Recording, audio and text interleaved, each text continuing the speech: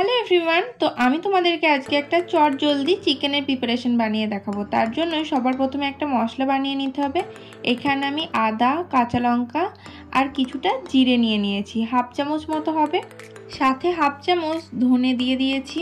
আমি কোনো মশলায় আলাদা আলাদা করে পেস্ট করিনি, যাতে এটা ঝটপট হয়ে যায়, তাই সব কিছুকে একসাথে দিয়ে একটা পেস্ট বানিয়ে নেব। এরপর এর মধ্যে আমি 4টে এলাচ আর কয়েক টুকরো দারচিনি দিয়ে দিয়েছি, আর দিয়ে দিলাম পরিমাণ মতো রসুন, ওই একটা বড় রসুন দিলেই হবে।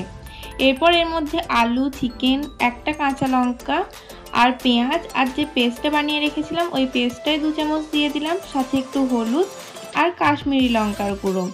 এখানে এবার আন্দাজ মতো একটু লবণও দিয়ে দিয়েছি, আর দিয়ে দিয়েছিলাম সর্ষের তেল।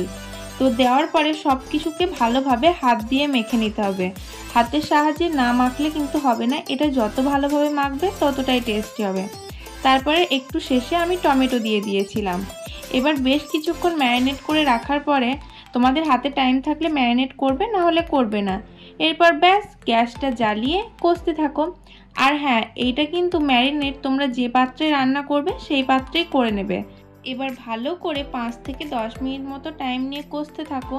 দেখো কতটা সুন্দর আস্তে আস্তে তেল ছেড়ে আসছে। এবার এই সমস্ত মশলাটা যখন শুকিয়ে যাবে তখন এর মধ্যে গরম জল অ্যাড করে দেবে। তোমরা যতটা গ্রেভি চাও ততটা জল অ্যাড করে দেবে। আমি একটু ঝোল ঝোল চাই, সেই কারণে জলটা একটু বেশি অ্যাড করেছি। ব্যাস এবার ভালোভাবে ফুটে এলে চিকেন আর আলু ভালোভাবে সিদ্ধ হয়ে গেলেই একদম রেডি। দেখো কালারটাও কত সুন্দর এসেছে, তাই না? খেতেও ভীষণ টেস্টি হয়েছিল।